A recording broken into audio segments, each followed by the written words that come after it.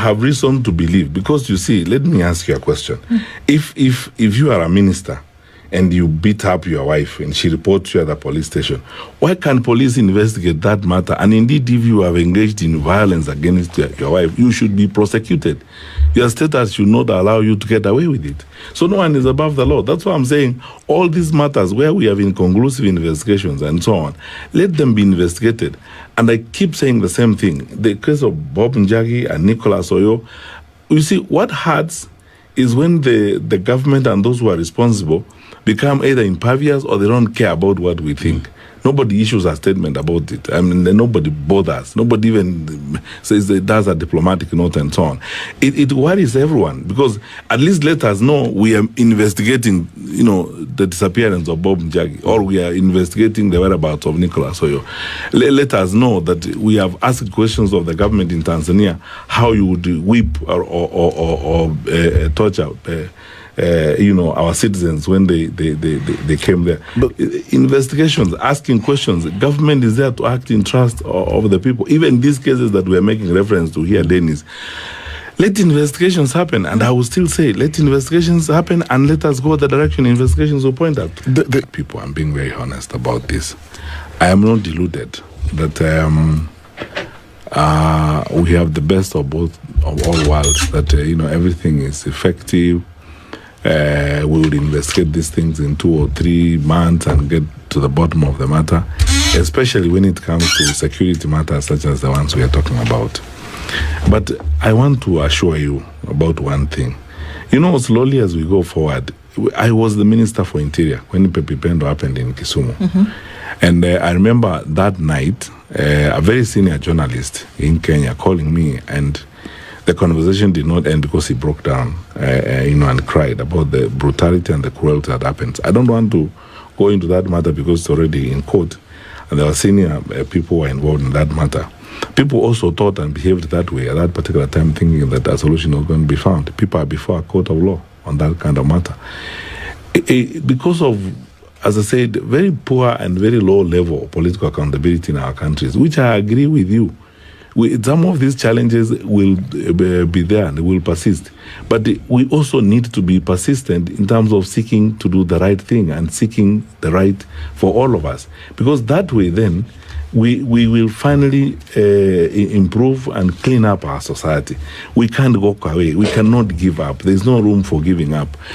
Yesterday, I was, thoroughly entertained watching the speech of the new president in Botswana. They have just jailed their former Minister of Finance, on corruption and saying the forensic work that is going on and the people is going to involve and so on. I was telling myself, at some point, that guy may have thought that the law will not catch up with him at some point. I am aware of another African country that is about to jail another Minister of Finance, in fraudulent cases and so on that I am aware of. We will make small steps, 1, 2 steps today, 3 steps tomorrow, but we'll get there. We cannot give up, because that's why we are raising these questions. That's why we are asking everyone who is involved to do their part. My dear friends, let me tell you, if people gave up in the struggle for the independence of this country, we probably will not be independent today. But, people started with those incremental stages. They fought, one battle at a time. A few of them were killed here and there by the colonial government, but they stayed the course. If you look at the journey of this country's democracy, Masinde Muliro is not here today, Jaramogi Oginga Odinga is not here today, all those wonderful people are not here today. Some of those who are here, like former Chief Justice Dr. William Mutunga, have got scars to tell. Raila Odinga was gone to sleep recently. He's now not here, but they paid the ultimate price and stayed the course. This thing doesn't come easy. And I think for all of us as citizens of Kenya, the responsibility we have is to always hope for and work for a better tomorrow. It is not going to be easy. I am not deluded that it's going to be a walk in the park. But let us stay the course. You've talked back to the same accusations you're having of autocracy and so on. I will not be the judge on the magistrate. I will be the president. But I will not interfere. The law will follow its course. Because all that needs to be done in a country, you do not need new laws in Kenya. You do not need new institutions. We have all of them in place. What we need to do is reduce political interference and politicization of the justice system, and let the law take its course, and let those independent officers and independent institutions investigate. Sometimes I get very frustrated, and I guess I'm not the only one, but people look at these things all the time.